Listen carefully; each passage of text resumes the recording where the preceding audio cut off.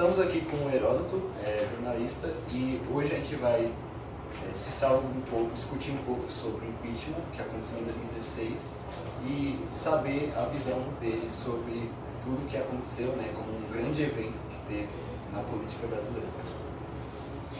Heródoto, a gente vai começar com a pergunta crucial que sempre divide o país. Para você, o impeachment da Dilma foi golpe ou foi legítimo? Olha, eu acho que ele foi legítimo. Por que razão? Porque ele foi feito dentro da lei. Ele poderia ser um golpe se ele tivesse sido fora da lei. Eu não estou discutindo o motivo que aconteceu. Mas veja bem, o impeachment foi feito com autorização do Congresso Nacional.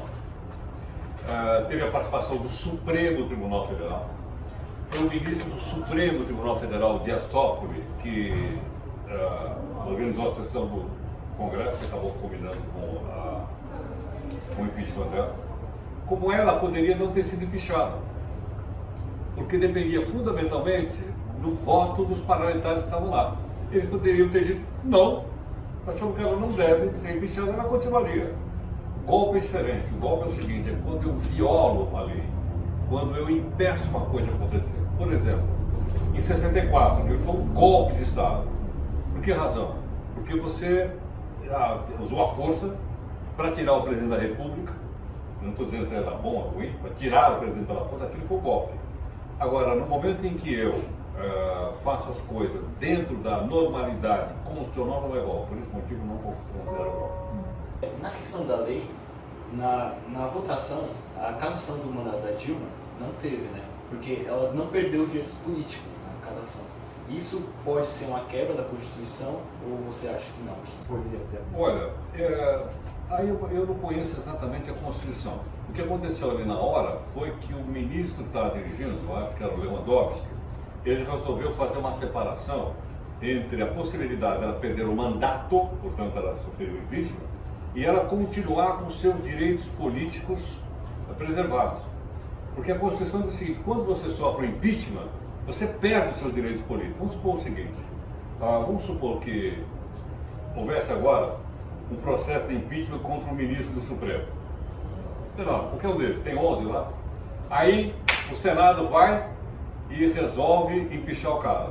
Ele vai perder os direitos políticos dele. No caso específico da Dilma, não.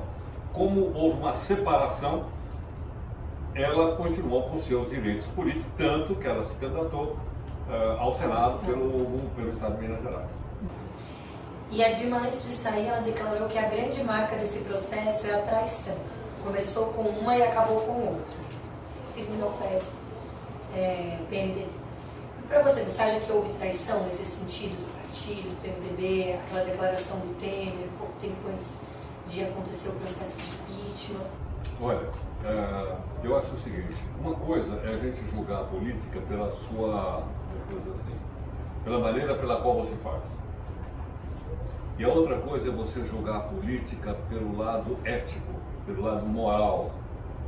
E a gente percebe que a política brasileira tem muito pouco de ética, muito pouco de moral. Então, para aquela turma que está lá, aquilo é absolutamente normal. Entendeu? Então é o seguinte, eu sou seu aliado hoje, mas ao mesmo tempo estou conspirando contra alguém e contra você. Tira você para que eu quero ser presidente da República. Então, se você olhar na formalidade, não aconteceu nada. Mas se você considerar do lado ético, do lado moral, sim. Claro que sim. Porque, afinal de contas, veja o seguinte, quando nós votamos na chapa. Nós não votamos na Dilma. Então, quer dizer, se nós votamos na chapa, a chapa tinha que ser cassada. O Temer, inclusive. Aí assumiria o presidente da Câmara no lugar dele. Seria o Cunha. Na verdade? Se não desse, assumiria o presidente do Senado. Se não desse, assumiria o presidente do Supremo. Entende? Mas, como você vê, a nossa política tem muito pouco de ética, muito pouco de moral, infelizmente. Falando sobre questão ética, e o Eduardo Cunha, ele, de acordo com a Folha de São Paulo, ele recebeu 1 milhão para comprar votos na Câmara. Qual que você acha que era a opinião dele sobre tudo isso e como o processo chegou nas mãos dele? Quais eram os interesses que ele tinha? Olha, acho o seguinte, ele tinha, obviamente, uma série de interesses, né, que estavam bem enquanto a aliança entre o PT e o PMDB estavam bem. A hora que essa aliança começou a se fraccionar, começou a quebrar, ele começou a perceber o seguinte, ele começou a perceber que ele ia perder poder ou ia perder alguma coisa lá. Então ele atuou firmemente, não só comprando votos, mas também foi ele que colocou em andamento o processo, dependia dele. E ele colocou em frente, ele poderia simplesmente encavetar. Eu não sei o que ele queria. Imagina se chegasse para ele e dissesse, ó, te dou uma mala de dinheiro, ela... Percebe? Mas é que ali já não era mais uma questão de dinheiro, porque o cara estava lá dando dinheiro, tanto que ele foi preso, condenado por uma quantidade imensa de corrupção. Porque dinheiro não era o problema dele. Eu acho que ele visava uma mudança para ele também poder chegar, sei lá, no poder da República. E o governo petista da Dilma começou a ruir a partir de 2013, né? Ficou marcado por vários protestos durante o país todo e tem um fato interessante.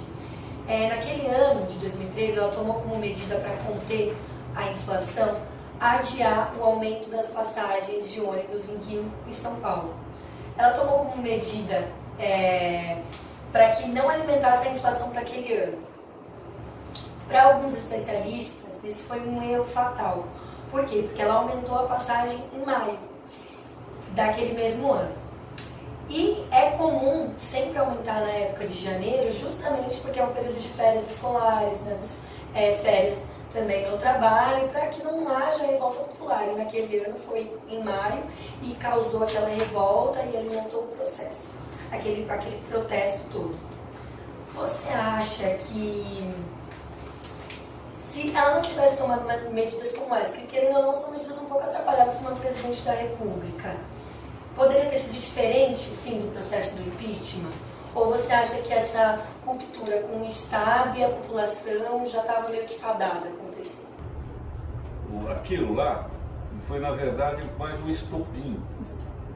Porque eram 20 centavos. Você não vai colocar fogo num país por 20 centavos. Então, me parece o seguinte, me parece que o caldeirão político, social do país estava fervendo. Percebe? Sabe quando o leite começa a ameaça a ferver, você tem que desligar ele rapidamente, senão ele cai fora? Então aquilo estava fervendo. Então, na verdade, os 20 centavos foi só um estopim para que as pessoas colocassem em andamento outras coisas que elas julgavam que não estavam bem.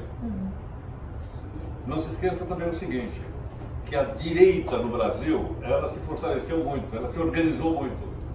E ela ajudou não só nessa manifestação, mas em todas as outras que tiveram. E também no próprio impeachment da Dilma. A direita ajudou muito. E eu acho que a gente pode falar isso hoje com segurança, porque a mesma direita derrotou o Haddad e elegeu o Bolsonaro.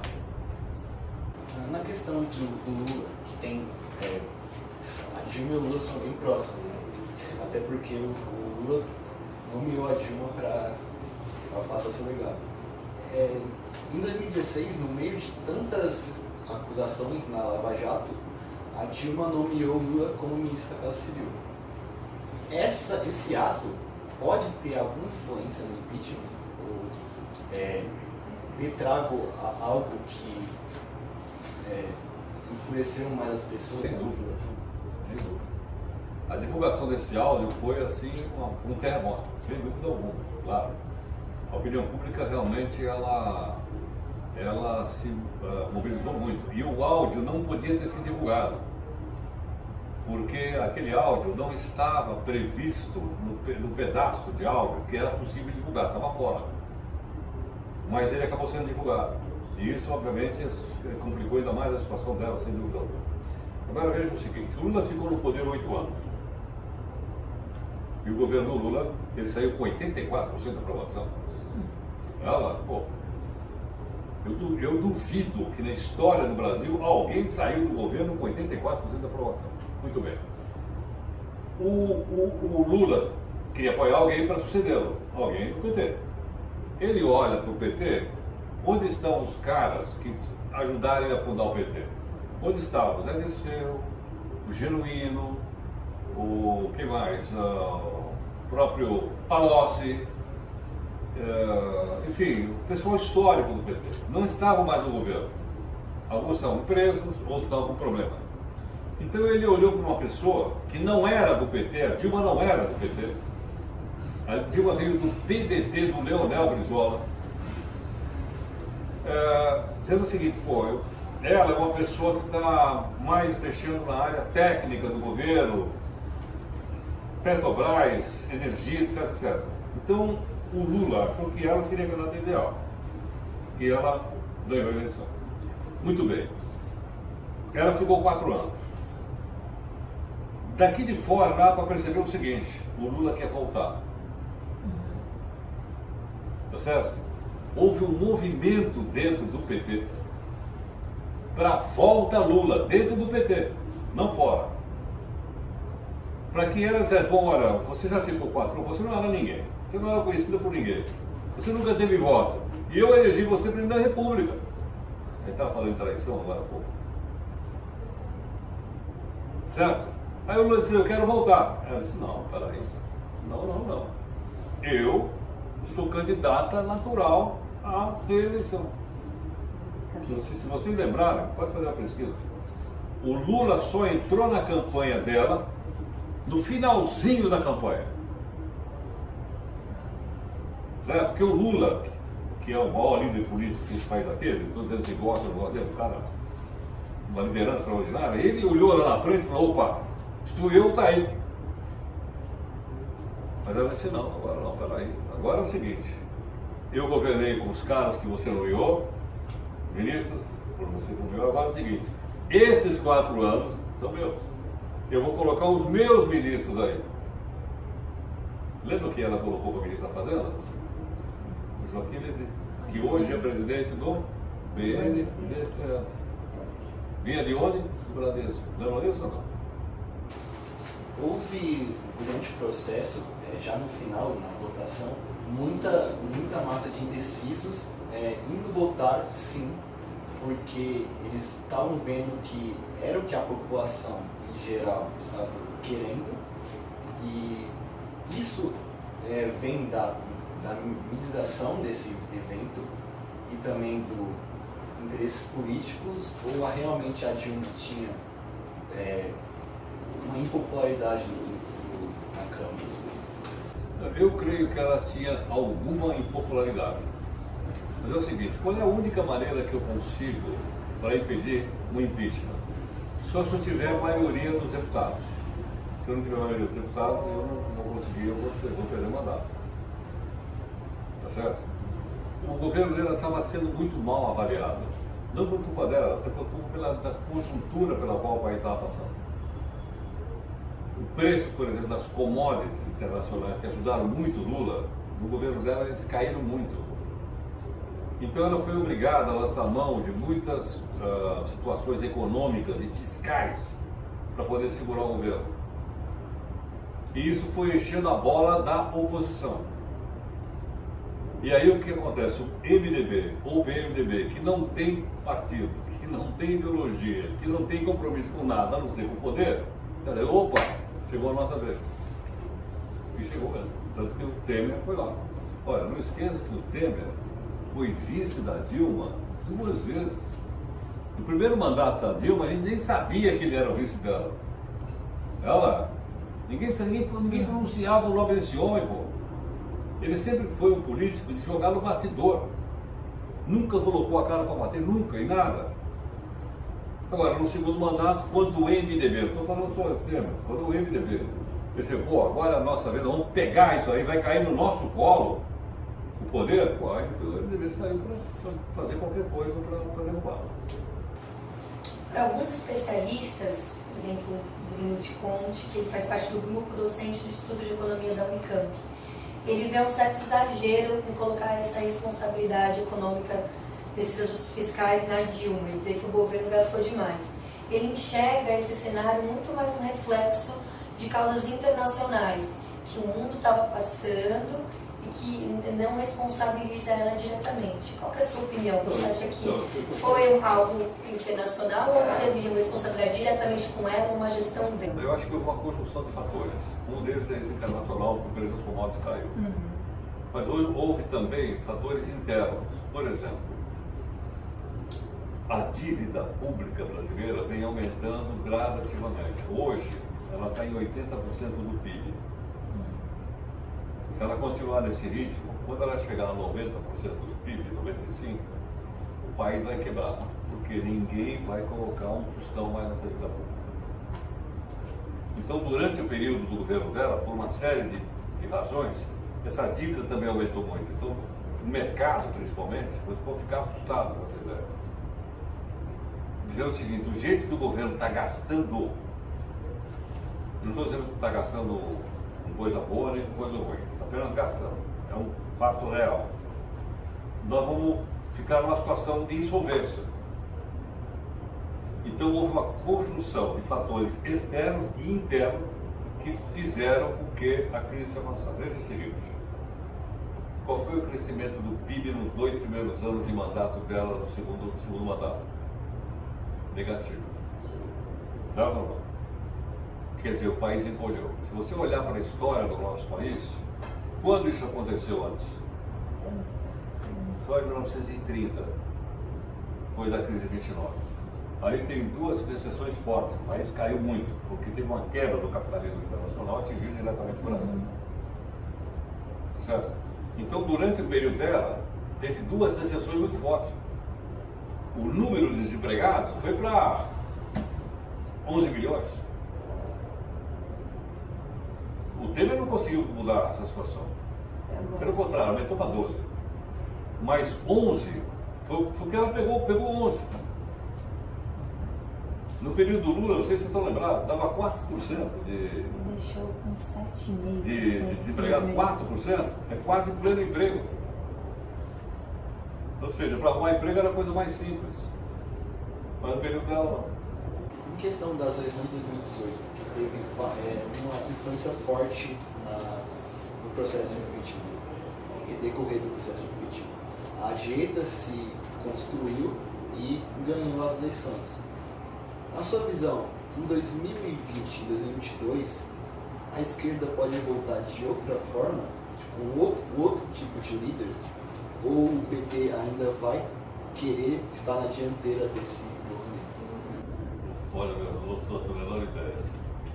Deve virar. Seria bom para a democracia que nós tivéssemos novamente partidos de esquerda forte, com propostas de esquerda forte, para que a gente pudesse contrapor contra a direita, e a população olhar e a população escolhe. Seria interessante que houvesse isso. Não sei, eu acho que a esquerda, ela se desintegrou atualmente. Por exemplo, vou dar um exemplo. Suponha o seguinte, nós estamos discutindo aí a reforma da Previdência. Essa reforma é da direita, claro. Os bancos estão aí. Ela é uma reforma da direita. Agora, pergunta o seguinte, qual é a proposta que a esquerda está fazendo para dizer, vamos, não queremos essa, vamos contra? Se você me apresenta uma proposta contra, eu vou olhar as duas. Mas se você não me apresenta nenhuma, só ataca a minha, eu não vou aceitar. Então qual é a sua proposta? Percebe? Então por quê? Porque a esquerda está desarticulada no Brasil. Ela está realmente desarticulada. Se você pegar bem, veja bem, eu conheci a esquerda quando a esquerda era anticapitalista. Certo? A direita é pró-capitalismo, a esquerda é contra o capitalismo. E tem que ter o direito de ser, desde que as pessoas entendam aquilo e escolham livremente. A nossa esquerda está completamente enrolada com os capitalistas, gente. Entendeu? O pessoal da nossa esquerda, eles se envolveram com os caras da construtora, com a Petrobras. Eles se moralizaram eticamente. Nós não estamos nem discutindo aqui tese de esquerda, se é melhor o comunismo ou o capitalismo, não estamos discutindo isso. Agora é o seguinte, se eu não tenho moral, se eu perdi, eu me lembro do PT, o PT era o partido da ética, o PT era o partido das bandeiras, entendeu? De fazer a coisa correta, a gente acreditar no PT, eu mesmo acreditei no PT, mas tem muitas vezes eu não. Então, quer dizer, quando de repente eu vejo pessoas envolvidas em corrupção, Não dá. Entendeu? Não dá. Eu podia dizer, não, os caras falam mal, essas teses que eles defendem não são boas, tudo isso aí é possível discutir. Agora, pô, pegar o dinheiro na cueca, não dá. E desmoraliza tudo. Foi o que aconteceu, infelizmente. E você enxerga essa desorganização da esquerda de responsabilidade do PT? Porque, por exemplo, nas eleições de 2018, a gente teve o Ciro Gomes, PDT, candidato que ficou em terceiro lugar, tinha uma quantidade de votos significantes, e a gente pôde ver várias articulações do PT para que ele perdesse apoio de partidos e apoio ali dentro, o PT se recusou. Você vê essa centralização do poder, o PT tem essa centralização do poder como esquerda brasileira? Você enxerga que ele tem esse ego na esquerda do Brasil? Olha, é o seguinte, o PT, no passado, era um partido coerente. E ele pagava pela sua coerência. Vou dar um exemplo. O Lula participou da Assembleia Nacional Constituinte? Sim. Ele era deputado. Certo? Muito bem. Quando ficou pronto a Constituição, o PT diz: nós não vamos assinar. Por quê? Porque não é o que a gente quer. E não assinou. O PT não assinou a Constituição. Mas era uma coisa seguinte: e 2 deputados que assinaram foram expulsos. Ayrton Soares, conheci bem, e uma mulher que era atriz, não me lembro o nome dela, foi expulso do partido. Agora, o partido é esse: quem quiser ficar aqui, fica, é assim. Quando teve o plano cruzado, o PT votou contra. Cruzado. Mas é uma coisa aberta. Não somos contra. Então, o que acontece? Nós somos coerentes. Quando é que eu perco o prestígio? Quando eu perco a coerência. Quando eu começo a misturar aquelas coisas que eu defendia, eu não defendo mais hoje. Tá bom, eu defendi antes, não defendo mais. Como é que é isso? Entendeu? Então, eu acho que isso, o PT era e é o partido de esquerda mais forte, ele perdeu força e, consequentemente, a eleição. O senhor acredita que, após o processo de impeachment, a população brasileira, em geral, se tornou mais politizada, mais preocupada com a política, ou, vendo as eleições de 2018, você acredita que continua a mesma coisa ou até piorou? Eu acredito o seguinte: nós estamos vivendo, você especialmente, a época da 4ª Revolução Industrial, aonde a comunicação deixou de ser monopólio ou oligopólio e ela passou a ser agora pulverizada. Qualquer cidadão, isso aqui no bolso, no Brasil tem mais isso aqui do que cidadão. O que acontece? Me deram na mão um instrumento de emissão. Ele não é só de receptor. Isso aqui é emissor, gente. Isso aqui que organizou a passeata lá que a gente está falando. Certo? Isso aqui que organiza. Isso aqui que fez a Primavera Árabe. Olhem para o mundo. Isso aqui, ó. Certo? Então hoje, de uns anos para cá, isso aqui foi pegando uma velocidade de tal ordem que mudou a relação de política. Onde é que o Bolsonaro fez campanha? Aqui? Fez campanha aqui, pô. Ele ganhou a eleição. É irrelevante o tempo de TV. Pô, você lembra do Alckmin? Quantos minutos o Alckmin ia ter na televisão? 15? Era Ele falava quase que show. um latifúndio da televisão. Pô, não tem latifúndio. Pô, não, meu amigo, aqui, ó. Se eu souber mexer com isso aqui, ó. O cara ganhou a eleição aqui, gente. O Alckmin ficou, sei lá, que lugar, 3º, 4º. Com toda a máquina, com toda a televisão na mão, gente. Porque o paradigma era: televisão ganha eleição, televisão ganha eleição, e ele não ganhou mais. Ganhou isso aqui. Tá perdendo. E além dos protestos de 2013, teve protestos muito grandes em 2016 pro impeachment. Você enxerga isso de maneira positiva para a democracia brasileira, esse envolvimento da população, nas ruas? Você acha que isso fortaleceu a democracia brasileira? Esse engajamento Eu acho político. que sim. Eu acho que sim. Mas ainda bem. Nós estamos ainda com uma democracia muito jovem. A nossa democracia data de 1988 para cá, porque antes era uma ditadura. Então é muito jovem a nossa democracia. Nós achamos assim, pô, o negócio de política é um negócio chato. Não saber negócio de política. Tá certo? A gente não entende que sem política, democracia não tem democracia sem política. Tem política e político. Não tem democracia. O que a gente faz? Quer um exemplo? Nós acabamos de eleger um deputado federal agora. Eleição. Eu falo quase toda noite aí. Manda um zap pro seu deputado federal. Olha o que o cara está fazendo lá. Vê se você concorda com ele. Você nem sabe quem é, pô. O cara não sabe quem ele votou para deputado federal. Como é que nós vamos construir a democracia desse jeito? Quer dizer, o cara que me representa, se eu não cuidar dele, se eu não fiscalizar ele, se eu não fizer pressão sobre ele com isso aqui, esse cara vai virar as costas para mim e só vai vir daqui 4 anos.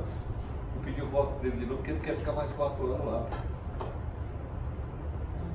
Quando a gente não tem formação política, é como se a gente tivesse dado um talão de cheque para esse cara para ele gastar durante 4 anos. Quer ver uma coisa? Quanto custa a Assembleia Legislativa de São Paulo, vocês sabem? Do nosso bolso, 1 bilhão e 300 milhões por ano. 1 bi e 300. Sabe quanto custa a Câmara Municipal? 500 milhões por ano. Agora eles não falam nada, gente. Os caras estão viajando. Os caras têm 30 funcionários, que são cabo eleitoral. E a gente não fala nada. Nós não falamos nada. Nós não dizemos nada. Agora eu tenho que pegar isso aqui, ó, e falar com os caras, né? Isso aqui é um instrumento da democracia também, na minha opinião. Agora, se a gente largar a mão deles, não é bom a mão deles. E falando sobre a democracia ser jovem ou não, alguns especialistas eles acreditam que deveria existir uma reforma na nossa Constituição, justamente para a população se engajar mais e entender um pouco mais os processos políticos, como, por exemplo, separar as votações de deputados federais e deputados estaduais e presidente e governador. Porque as eleições de presidente e governador são muito acaloradas. Eles acreditam que se separasse, as pessoas teriam mais consciência e se engajariam mais. Você é a favor? Você acredita que Eu acho que seria positivo? do jeito que a eleição está, realmente, você tem razão. A gente fica olhando lá a briga entre os candidatos a presidente, esquece o governador, esquece o senador, esquece o deputado estadual, é verdade.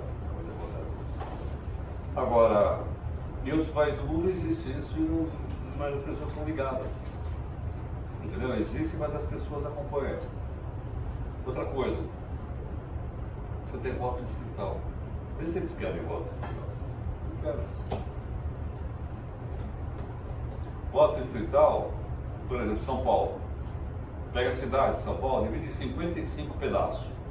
Cada pedaço vai eleger um vereador, porque são 55 vereadores. Pô, para esse cara se eleger, ele vai ter que ir de casa em casa. Eu vou saber quem é esse cara.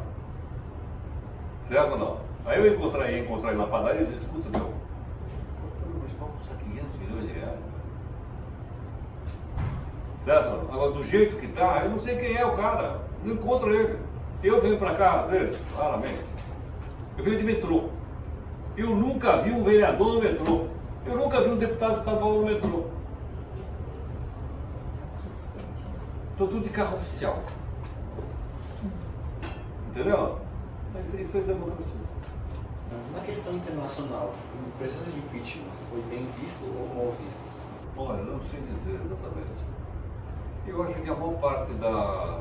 Eu só posso falar pela mídia que eu acompanho. Como a mídia acompanhou o processo do Congresso e tudo mais, logicamente que teve críticas, realmente. Mas eu acho que não houve assim um grande alarido por causa do impeachment. Não houve. Não houve. Houve alguns, mas não houve. É diferente, por exemplo, sei lá, derrubaram o presidente de não sei da onde. Entendeu? O mundo inteiro publica. Entende? No caso da Dilma, ela subiu o vice. Ele subiu o vice dela. Né? Isso aqui também, na Coreia do Sul também teve processo de impeachment. Aonde? Coreia do Sul. Coreia do Sul teve também. E onde está a presidente? Na cadeia, 25 anos de cadeia. No Chile, cara. E também tem a Coreia do Sul, hoje é uma democracia, ela foi ditadura. Hoje era uma democracia. Então, a última pergunta para encerrar, Heródoto. Você acha que ainda existe algum resquício do processo de impeachment no campo político e econômico do país? Hoje. Eu acho que não. Acho que não, porque as coisas mudaram muito rapidamente. Veja, a direita assumiu o poder do país. A direita está no poder do país. Muita gente que não se assumia de direita, hoje ela se assume de direita. É bom, eu acho que é bom. A gente saber quem é quem. E a situação econômica também continua crítica. Continuamos com 13 milhões de desempregados. Continuamos, a dívida pública está chegando a 80% do PIB. Nós não melhoramos. Sim, talvez seja até reflexo dessa instabilidade que veio do Que já vinha governo. antes. Entendeu? O processo de impeachment foi um incidente dentro desse processo econômico. Sim. Então foi isso, a nossa entrevista com o Heródoto, vários esclarecimentos e um panorama geral sobre o processo de impeachment. Obrigado. Muito obrigada. Né? Eu que agradeço e olha, se precisarem de mim, vocês sabem onde me achar. Tá bom.